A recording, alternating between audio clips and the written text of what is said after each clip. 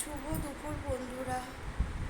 আজ আমাদের খুবই অল্প স্বল্প রান্না হয়েছে। রবিবারের মেনু গরম গরম ভাত, ইলিশ মাছের তেল, আলুর চোখা, ইলিশ মাছের মাথা দিয়ে কচুর শাক আর ইলিশ মাছ ভর্তা। আমার তো ইলিশ মাছের মাথা দিয়ে কচুর শাক ভীষণ ভালো লাগে। জানি না আজকে কতটা কি খেতে পারবো, শরীরটা ভীষণ খারাপ। আর হয়েছে হাঁসের ডিমের কারি, আমরা চাটনি। তো এই হচ্ছে তোমার সিম্পল একেবারে।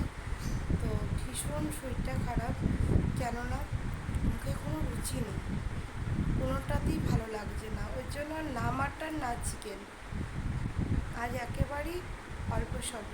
বুঝতেই পারছো ভয়েস ওভার শুনে গলাটা কতটাই খারাপ। আমার ভয়েস ওভার দেওয়ার একটু ইচ্ছে ছিল না, তো ভিডিও তো দিতে হবে, তো আপডেট দেওয়ার জন্য দিলাম। টাটা, ভালো থেকো।